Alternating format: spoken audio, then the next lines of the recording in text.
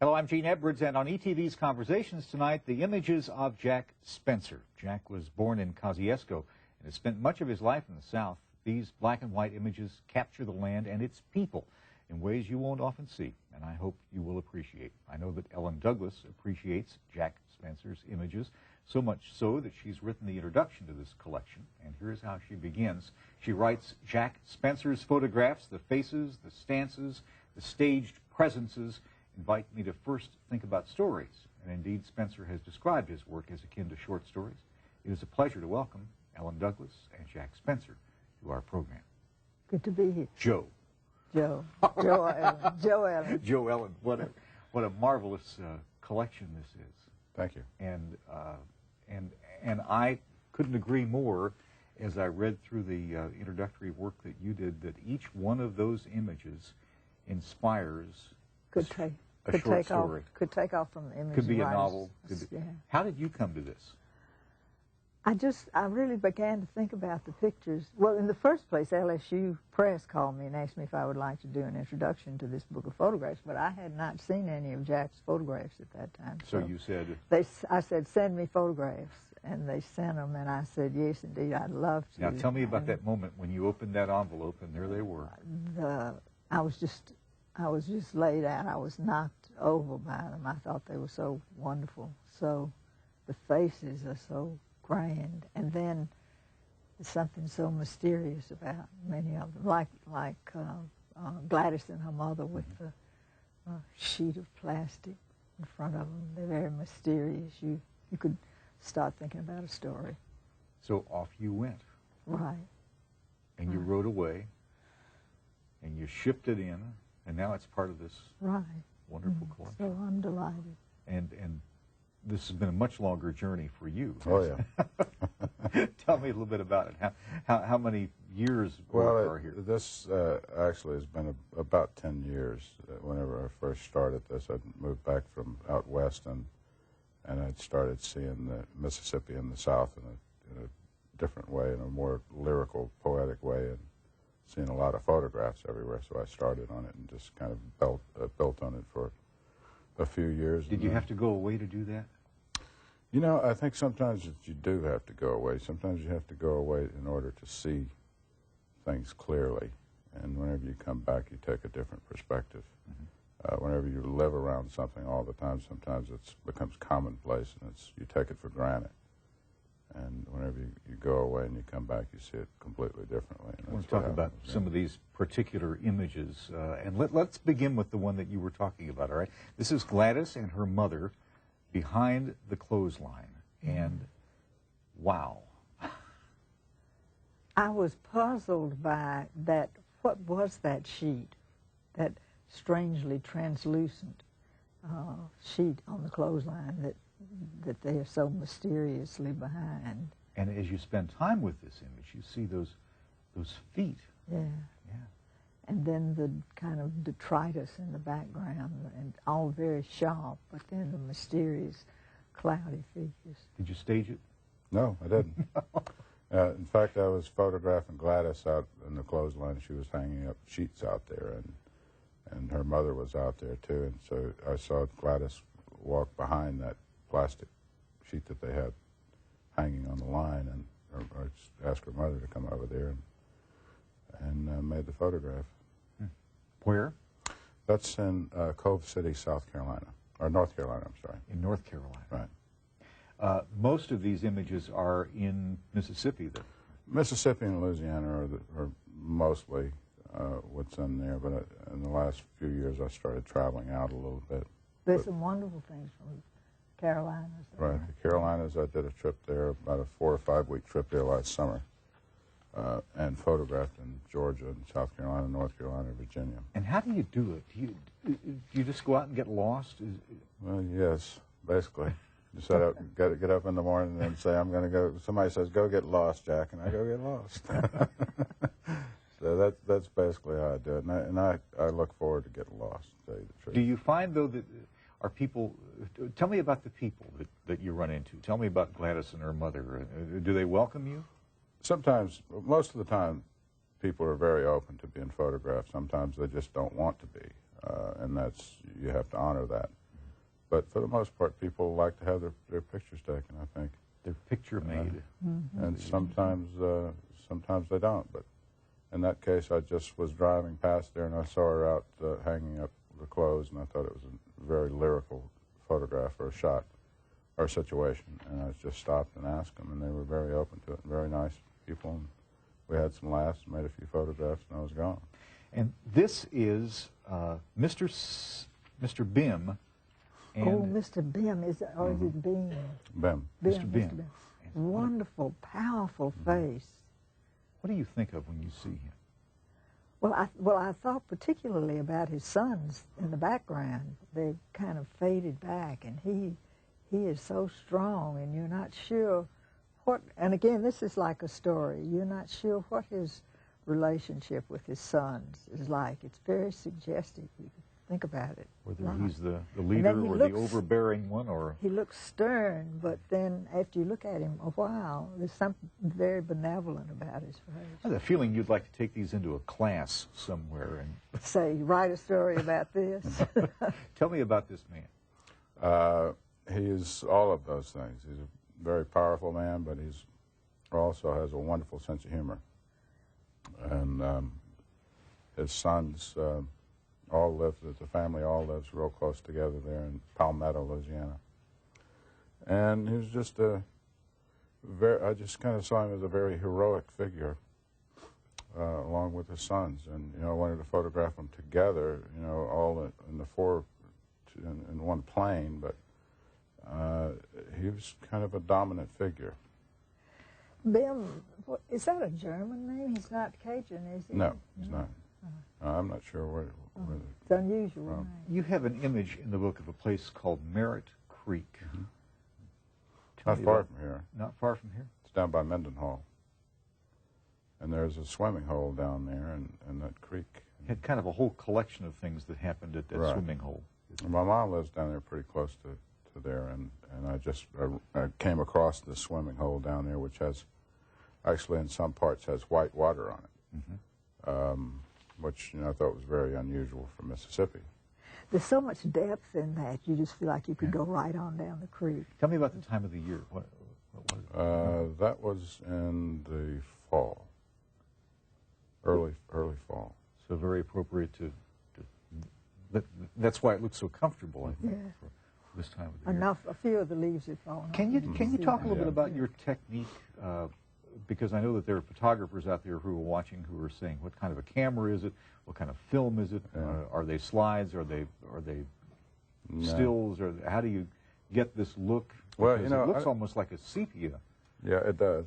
Well, as far as the equipment's concerned, I don't really pay that much attention to equipment, and I don't really pay that much attention to exposure. I know how to get exposure and that, but I'm looking for the information to get on the film, and I'm not really even that picky about what film I use. I just want to make sure that the information is on the film, and then I know that whenever I get in the darkroom, I can bring it out or I can find it. So, and the darkroom is where I have all of my fun. And I just wanted to get the information there and get the circumstance as quickly as possible. And then whenever I get in the darkroom, then I start expressing that. So how many versions of Merritt Creek might there have been before you finally got the one that we're seeing? That one was actually fairly simple. That's a pretty straightforward photograph. A lot of them, I manipulate them quite a bit. There's quite a bit of, sometimes it takes me 2 or 3, 4 days sometimes to figure out a print the way that I want to do it, but I do things with acetate overlays and airbrushing for my dodging and burning process, which is denying the light to hit the paper, which will, if it hits the paper, it's going to be dark. If it's protected from the paper, it's going to be light. And so I manipulate the light on the print paper through a bunch of different techniques that I use in the darkroom. But I mostly just want to play, and I just get in there and just kind of doodle around and explore a little bit. Do you always think that there's only one version that works, or sometimes are there several versions that works? Well, there's one, the version that I come to, and I finally say I've had enough of this. Yeah, I Which know is- that so feeling. you don't know the version when you begin the process, do you? No, I don't. I think that the negative, it's an uncovering process, that somewhere in there that negative has got something that it wants to say, and I just try to bring that out. and it expresses something. I don't know where it comes from or what it means or anything, but I get to a place where I'm very comfortable with the print, and then I leave it alone. Sounds kind of mystical, doesn't Well, it? it is kind of a mystical. Sounds like writing a book. I think it's all pretty much all comes from the same place, but Yeah. I just pretty much try to allow it to dictate to me where it wants to go. To let it go where it wants to go. Exactly. Let's look at another one of these images. This is Patriot, or Dawn Fire. This is Dawn Fire, which says Louisiana to me. Am I right? No, that's up by I'm Clarksdale. Close Sorry. enough. That's up by Clarksdale, and I was just happened to be driving. But I'm kind of drawn to elemental things, water and fire, smoke, those kinds of things. Are you drawn to a particular time of the day to do your work? No, not really, because of course, every photographer loves what's called golden hour. You know, at the end of the day when the sun is, doing its thing. It's brilliant, contrasty light at that time. But I'm not picky about it. You see a story in there? I thought a long time about whether this was a threatening figure behind the fire or whether it was a genial figure behind the fire. What did you finally decide? Didn't make a decision, but I don't think the photographer made a decision. I never did. Never did, never would. Patriot, #1 and #2. Tell me a little bit about it. Well, actually, two of my favorite photographs, and actually, whenever I'd made those photographs after they were done, I thought that this is the best that I could ever do. And I just thought that they were wonderful images, and there's so many different things going on as far as composition and poetic content, and also the textures and tonalities in there. It just kind of has everything. And I sent them out to galleries, and they all just kind of went, eh. They didn't want anything to do with them. Really? And I thought that they were just wonderful, and I don't think I've ever sold a single image of them. And I actually would have liked to have had one of them on the cover of the book, but everybody seems to be frightened of these photographs. But they are photographs of my friend Cooter, Mr. Will Branch, who lives up in Koala, up by Carrollton. And I've been photographing him for 4 or 5 years now, and we've become very good friends. And I've made hundreds and hundreds and hundreds of photographs of him, but these are two of my favorites. And did they frighten you? No, I didn't find them frightening. some people do, and they're just apparently they're just not the kind of pieces that people want on their walls or something. Maybe the galleries have it all wrong. This is a piece which I would think a lot of people would like to have on their walls. This is Amorous Window, which just is romantic and interesting, and is going to come up here. And Well, There it is. All right. yeah, that's an interesting compositional piece. It also has a lot of things to say. Where was it? That's up in Crenshaw, Mississippi, and it's an abandoned beauty shop window, and it's an old poster that was in there that it was rotting and falling down. But there's so many symbolic textural, tonal qualities to it that it really goes. And the a mullions lot of the window crossing Yes. it there. I really do like that image a lot. One of my favorites. It seems like it just has a lot of things going on. It does. Really does. Do you look for abandoned places? I know that Bernie Imes, in his photography, looks a lot for empty spaces and abandoned places and juke joints and things Yeah. like that. You know, I couldn't say that I really look for anything. I don't really set my mind to go out and look in any one particular direction. In fact, I do pretty much just the opposite. I try to clear my mind as much as possible and allow things to present themselves to me as much as possible. You know, if you go out in the morning and you wake up and you say, I'm going to go out and photograph a field burning, you're not going to find a field burning. You know, so you're going to be disappointed. You're going to be doing a lot of driving around, and there's no field burning out there. But if you happen to be driving down the road and there's a field burning, then you've been given a great gift, and it's presented itself to you. Or a juke joint with a wonderful vision through the window. Exactly. You know, so if you have a clear mind and these things present themselves to you, you're ready for them at that point. Is that advice that you give to writers? Sounds like I could. Very good advice, too. And I found the same thing is true in my work, that the thing you're most familiar with is not likely to be what gives you a story or an image. It's when you come to something that you don't know too well that you can work with that better. Can you make any money doing this? Or You can make a living. okay, Yeah, if you're lucky. You know, I don't think that you can really count on making.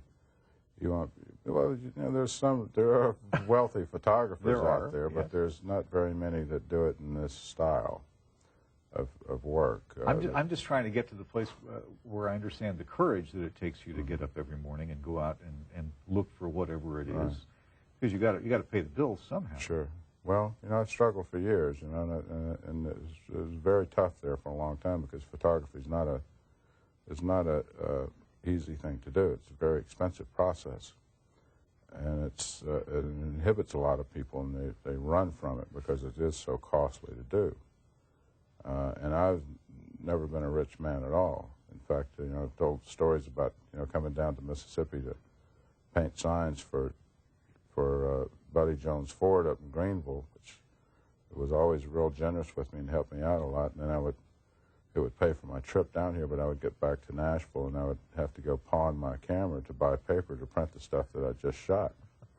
And I'd sell a few photographs and get my camera out and go through the same cycle again.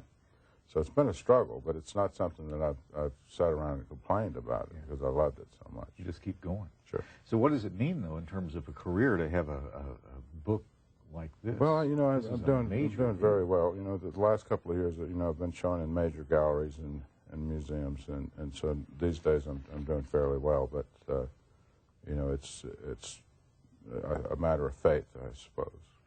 I don't want to run out of time before we get to some more of these images. Okay. This is called Reverend Stoker's Baptismal Pool. Reverend Stokes. Reverend Stokes' Baptismal Pool, and it's just magnificent. It makes me think so much of the primitive art that you see so much of in this part of the country. Well, Reverend Stokes' life was pretty much the life of folk art, and he's painted those signs and religious sayings all over the Delta around Clarksdale, and he lives in Marks, Mississippi. I think he just moved out to Jonestown. But that was where he did his baptizing in that concrete pool there. Were you there for one of the baptisms? Never saw a baptism there. Let me ask you about your friend Cooter. This is an image. Right. This is one of my favorites. This is Cooter in the corn with horn. What a perfect title, what a perfect image. It's wonderful to see the corn back behind Cooter. It curves like the bell of the horn. Mm-hmm. It's repeats the... How did you meet him?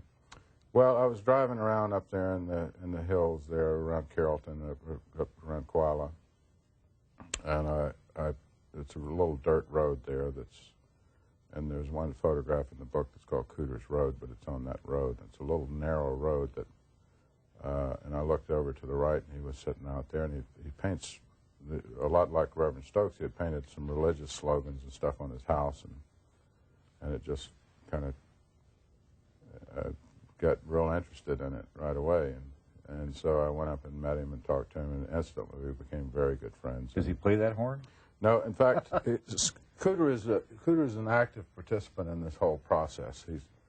We've had a ball over the years making these photographs, and he pretty much is involved in the whole thing. And he saw that horn one day in a junk store, and he said, "I bet Jack could make a good picture of me with this." And I showed up one day, and he had it there, and so I told him that he was going to have to get dressed up, and we would make a formal portrait with the horn. And so he did, and so we went riding around as we usually do, and found that cornfield, and it looked like the perfect spot, so we made the portrait.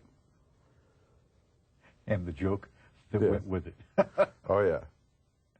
Just marvelous. Another character whom we know from lots of people know him. All over the country, people know him. Everybody knows this man. They have been to his place. And, what a wonderful picture of the Reverend Dennis in prayer that is. You know it. Yes, I know who you're talking about. I've never Been there? seen him. Never have been there. It's a revelation. It really is. Yeah. How did you meet him? Someone had told me about his place over there and told me that it might be an interesting thing for me to take a look at. And I think they were mostly talking about the building there where he's. And I went over there, and right away, I mean, if you meet him, right away you're in love with him because he's such a wonderful person and such an interesting person. And so we just kind of connected, and I made a few images. Went back a couple other times. So, are the images of the building more interesting, or the images of him? I think him. To me, I was not that interested in the building. Some of it I was, but and I made a few exposures of the building, but mostly I was interested in him. What's he say to you when you're there? He's mostly testifying. Yeah. He's witnessing. He's a very religious man.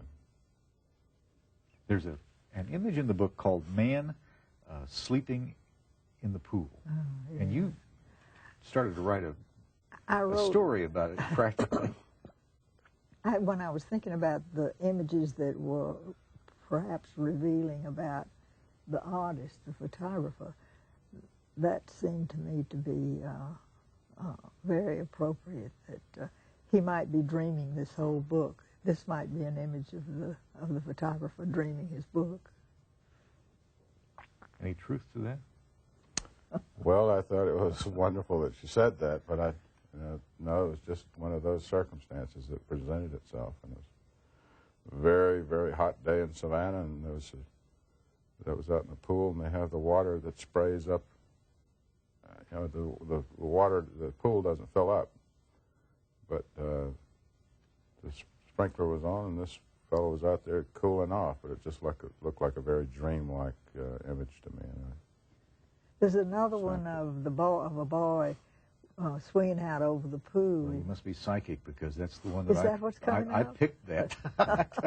I thought that this image to me, I have to know about the moment that you caught it, how long it took you to get that. That's at Marks, right? Is that that's at Merritt Creek there. At Merritt Creek. No, that's down by Mendenhall again. I want to swing on that rope. Yeah. One frame was all it was. I mean, that's the only shot that I took around there. And he was just up there swinging off of that rope, and bam, there it was. Often you think of photographers waiting and waiting and waiting for that one chance, that one opportunity. Not me. Not me. If it doesn't present itself, you move on. There it was, and there it happened, and you happened to catch it. Exactly. Do you know him? Don't know him, no. Makes no difference. Just had a very brief conversation with him.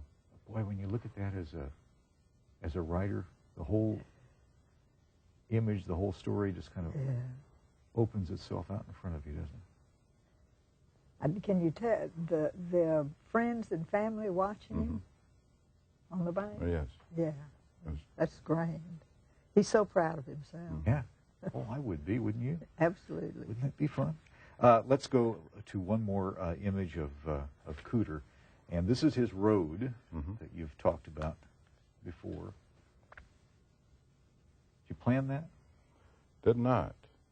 Did not. We were out walking around. He had a gun that day, and he was showing me this shotgun. And we were out in the road, and he started walking up the road there, and we got that. But It's almost cathedral-like, isn't it? It has a lot of meaning for me. I think it's a wonderful, wonderful image. Tell me, where are you going now?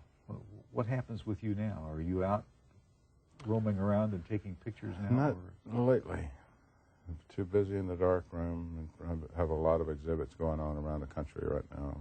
I have a total of 9, I think, by the time all of this is over, and galleries all over the United States.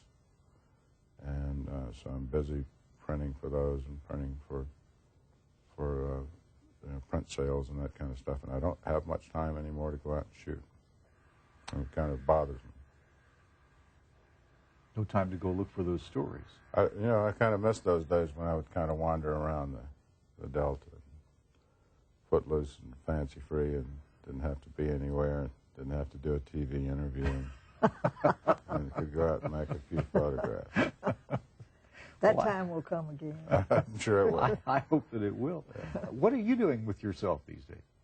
Well, I'm thinking about a nonfiction book that I'm barely beginning to get started on, which maybe a university press will be interested in. Craft book, a book about writing. So that's mainly what I'm doing. And you're living here Live in Jackson. in Jackson now, I have a son, daughter-in-law, and granddaughter here. making friends So, and yeah, spreading out every day and hanging out, getting to know people kicking back. and having, but I think that you must cherish this experience with this book. Indeed, I do. I think I was very lucky to get to do that. It was a great pleasure. I was very lucky to have it, too. So, it's Good great mix. fun. It really is. So now back out on the road for you. Yes. Go to Baton Rouge tomorrow, then New Orleans, then San Francisco and Seattle, then Austin, then back to New York, and then Los Angeles and Atlanta, and then I'm done. And home now is. Nashville. Thank you. Thank you. Your mother still In the lives conclusion to Mississippi. this collection, Jack Spencer writes, to all those kind souls who over the years have allowed me to peek in your windows and witness your tales, I thank you for your wonderful gifts. And Jack Spencer and Ellen Douglas, Thank you. we thank you. Thank you both. Pleasure. Good night. See you next time.